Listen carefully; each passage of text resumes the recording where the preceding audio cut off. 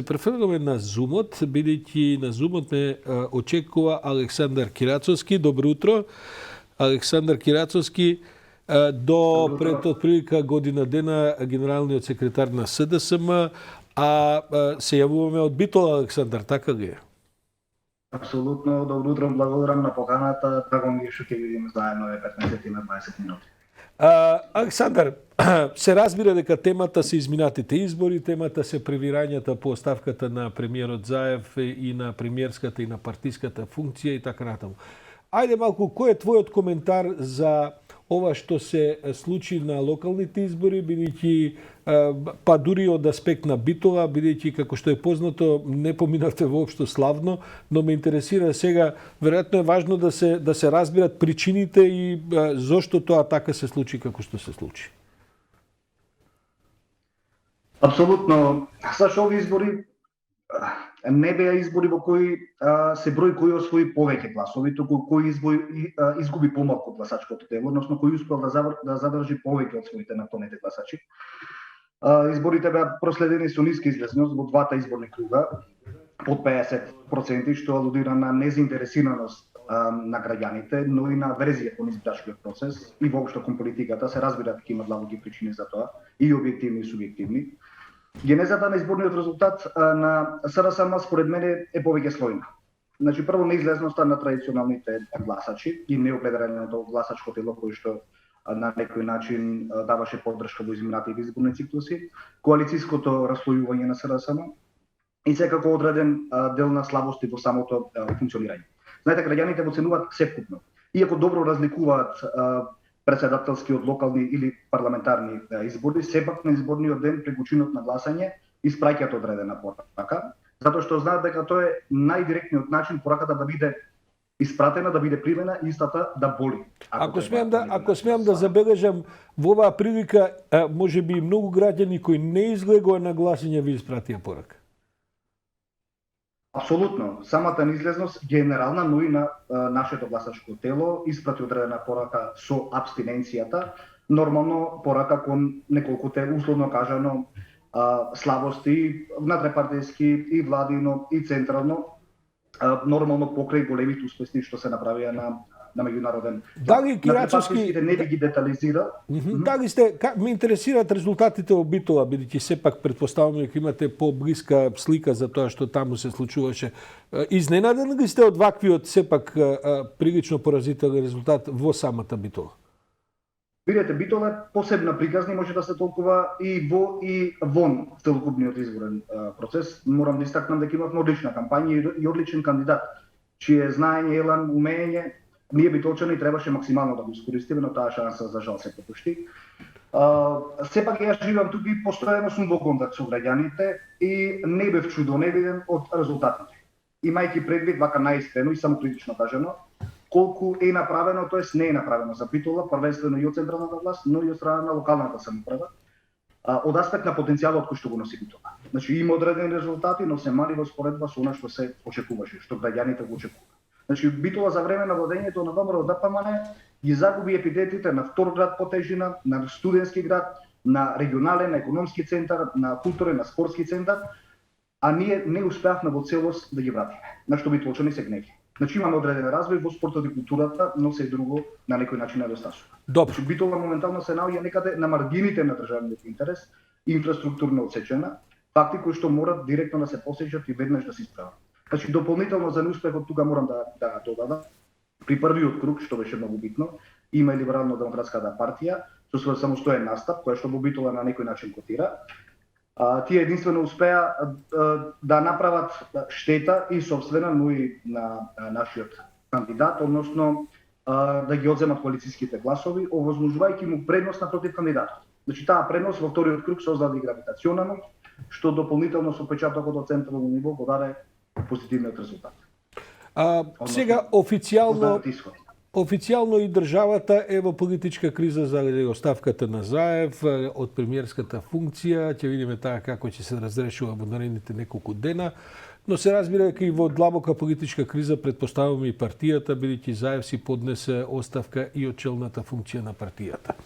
Пред година дена, кога се направи големата реконструкција во партијата, кога и вие заминавте од позицијата генерален секретар, се донесе ново раководство, дури Заев отиде на директни избори пред колку месеци, неполна година, акламативно од десетици илјади ваши членови беше избран за председател, до душе без против кандидат, но и самото тоа се ја илустрира веројатно длабината на кризата во која ви се наоѓа партијата. Има ли раководството, прво, дали треба ова раководство кое што е на врвот на СДСМ да остане после оставката на Заев и понатаму на своите функции, или и некој друг мисли дека можеби треба да превземе одговорност? И дозволите малце по-екстензивно. Значи, СДСМ влезе во надтрепартијска криза не сега, не пред година дена, туку откако почна да доминира полтронизмот и лукративноста, а наместо вистинските социјалдемократи кои предолго се борат против режимот, дел од просторот го зафатија, ќе ми извините изразот, но буквално режимски слуги и ликови кои што немаат доdirна точка со партијата или со минатата борба, која што беше многу долга и многу мачка. Значи, секако партијата треба да биде отворена и за нови личности кои ќе умеат, ќе сакат да придонесат, но тоа мора да се заснова на принципијална основа.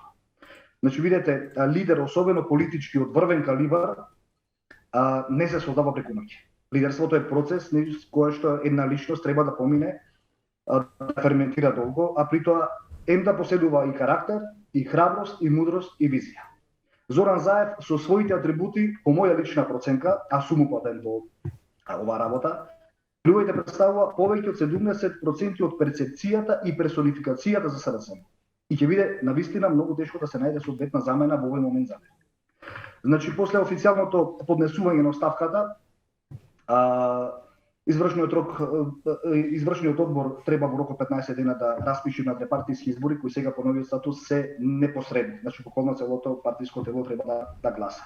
Сега по СДСМ има исклучителни кадри на кои што партијата може да се подпри. Во делот на оставките лично очекував целосна оставка од раководството, првенствено од солидарност кон лидерот. Може би пошироко. Не мора да значи дека никој не би продолжил потоа со политиката доколку даде оставка, но сепак Заев, иако самиот, условно кажано, потенцираше дека се чувства најодговорен за случувањата, не е единствено одговорен. Значи, ќе ве потсетам 2019 година. Лично како шеф на изборниот штаб, иако се сеќавате тие избори беа победнички, целото раководство и јас како шеф на изборниот штаб, освен председателот, понесовме оставки поради благ изборен пораз. Како морален чин и како нормална практика која што треба да се практика. Има ли да можност оставката на Заев да не биде прифатена во партијата, бидејќи претпоставам дека сега тој вели неотповикливи и така натаму, но постои процедура, па конгрес, па едно, па друго. Има ли, очекувате ли таква можност дека може би таа оставка во партијата ќе ја повлече? Видете, ова не е оставка како на министерот за здравство. Значи, ова е реална оставка од морални причини. Таа представува лична одлука заснована врз чувството на одговорност во дадена ситуација која што Заев ја чувствува. Јас многу добро го познавам Зоран Заев и знам што значи ова негова одлука.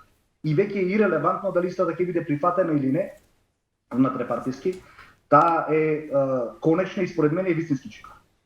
Од кој аспект? Значи, редно и партијата, тоест многу партиски луѓе, но и државата и граѓаните да видат што се Зоран Заев представуваше за нашата земја. А тоа, верувајте, е невозможно да искрива додека тој е присутен активно во политиката. Кирачовски, 30 години гледавме како политичари се тетерава да го решат проблемот со и други проблеми со третина тежина од она што тој го реши со леснотија, поради неговата храброст.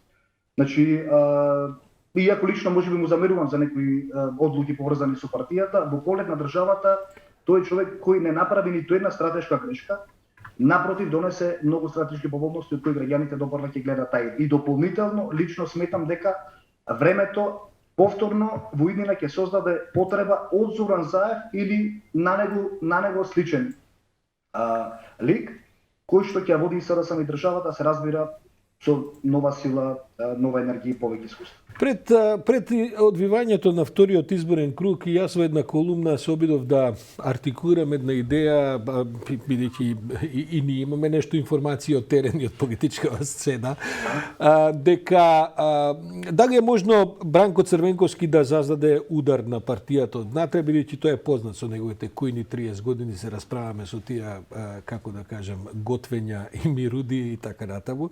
А гледам дека вчера Бучковски, а во меѓувреме и други нели почна да не само да предвидуваат, туку да покажуваат, да докажуваат дека е тоа така.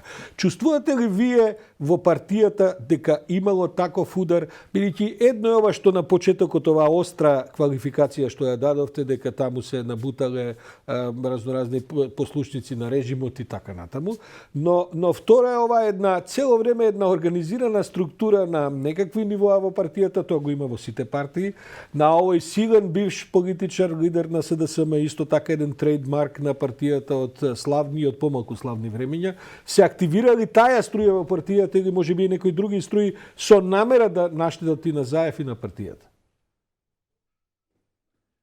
Видете дека де факто имаше одреден одбит од таков вид, апсолутно сте во право, меѓутоа колку е тој успешен веќе е предмет на анализа. Секогаш имате внатре-партиски структури кои повремено ќе ве стават на тест со цел да ја проверат силата или да ви ја намалат и на лидерот и на партијата за да направат евентуален пресврт или превласт. И тоа не е лошо, напротив. Ако се избират правилните начини и методи, тоа е во ред. Именно правило, колку партискиот лидер е посилен, а раководството на партијата е покомпактно, по повеќе основи, паралелните структури се незабележливи. Првиот момент кога лидерот ќе ослаби или ќе има одреден внатрепартиски јас, истите никнуваат и се организираат. Значи, очигледно долготрајноста на процесот за добивање на датум за преговори, новите проблеми со Република Бугарија, внатрепартиските поместувања и препукувања, создадоа основа да воскреснат одредени структури кои реално нанесоа штета на овие избори. Лично, мала таква мобилизација забележа во Скопје, можеби и дел во Охрид, дали беше пресудна или не можам да потврдам. Но сметам дека повлекувањето на Заев нема најдиректна врска со тоа. Значи тој внатрепартиската поддршка ја ужива повеќе од било кого во овој момент. Не, тоа ми е јасно, туку коментирам за ефектност и ефикасноста на партијата за време на изборниот процес. Гледам дека внимателно се обидувате да го избегнете името на Црвенковски. Не, апсолутно. Значи, ви потенцира уште на старт и Бранко Црвенковски и останатите личности кои што најверојатно гравитираат околу него, кои што котираат во СРСМ на одредено ниво. Во овој момент не можат да го засенат Зоран Заев. И заради внатрепартиската структура која што му дава поддршка, но и заради големите успеси и храброста која што ја покажа во иднина. Повеќе не би му давал значење на било кого кој што е во овој момент надвор од партијата, наспроти тоа да коментирам или да му давам на некој начин дополнителна која што е предмет, треба да биде предмет на анализа. Дека се случуваат одредени кујни превирања, особено во градот Скопје, тоа е евидентно. Но дали се тие големи или не, и дали е таа реалната причина, нормално дека треба да видиме заедно во иднина. За крај, Кирацовски, сакам да прашам, нели, ги изгледавме овие пораки дека пораките се примени, дека жолтиот картон е примен, тој се претвори во онака баш драстично црвен во вториот круг и така натаму. Има ли партијата самокритичност? Кирацовски, јас многу пишував, дури и Заев, кога во една прилика беше овде минатата година во студиото, водевме, или може година порано, не знам, на почетокот, водевме една жестока расправа за тоа како му изгледа раководството, за таа окруженост со луѓе со премало искуство, со главно 90% со бизнис менеджмент квалификации, што не е лошо, се разбира. Меѓутоа, луѓе кои вие не ги ни познавате, дури да кажем и на некои високи функции луѓе кои потполно не се познати, тоа може да е желба за освежување, но такви луѓе сега во криза се прашувам дали и пред да настане кризата биле во состојба да му кажат не на господинот Заев. Сега ги гледаме сите тие резултати. Примене ли се тие пораки, ќе следува ли по ваше мислење некаква реконструкција на партиското раководство, дури и без разлика поднега не поднега оставки, се препознава ли потребата во СДСМ за нов тип на да кажем, структура која што би ја водела партијата? Апсолутно неопходна е промена на самиот наратив на партијата, наративот на владата, наративот на евентуално новиот лидер, кој што ќе допре до она што е неопходно за граѓаните и за државата. Околу поратките, видите, меѓу прв и втор круг малце е доста помеѓу два изборни круга да примите, да прифатите и да ефектуирате одредена граѓанска поратка. Ние сме на власт 4 години и граѓаните секојдневно сугерираат, препорачуваат и критикуваат. Значи, добар дел од резултатот се должи и на неприфаќање, на досегашно неприфаќање на добар дел од тие пораки. Ја гледав и таа емисија кога бевте со председателот Заев и нормално многу соодветно апелиравте за одредени точки, особено кадровски. Пример, една од клучните точки кои што значат плюс или минус гласови беше евентуалната оставка на министерот за здравство. Пример, министер за здравство веднаш после немилиот настан сметам дека требаше да поднесе неотповиклива оставка, зашто ќе покажеше искрена загриженост и чувство за морална одговорност кој што секој политичар треба да ја има во себе. Значи, таа ќе амортизираше голем дел од работа. И многу други слични примери. И во делот на неефикасноста на локалната самоуправа, државниот апарат, падата на правосудството, криминалот, корупцијата и слично. Но партијата е голем систем кој што тек на време знае да акумулира знаење, очигледно е потребно време и процес. На почетокот спомнав неколку од битните аспекти, значи полтронизмот кој започнува да го јаде здравото ткиво, да ја заседнува мисијата за која постојавме, да ги заматува приоритетите кои сме ги поставиле, предоминацијата на луѓе кои што со папочна врска претходно беа врзани за режимот, а денес обавуваат високи државни функции. Лукративноста на поединци кои буквално ќе сторат се за да ги остварат личните цели, па макар од тоа и на штета и на државата и на партијата. Значи, тоа се битни точки кои што во иднина не само се расема. Било која идна власт ќе треба да ги филтрира и нормално да ги ефектуира и да ги менува. Александар Кирацовски, мислам дека е доволно за ова утро. Еден битолско СДС-овски поглед на тоа што се случува со партијата. Добро, гледам дека сте растоварен, бидејќи самиот заминавте од таа висока партиска функција пред година дена и кога веќе беше. И мислам дека и вашиот критички поглед на работите во меѓувреме се изострил, што се разбира добро.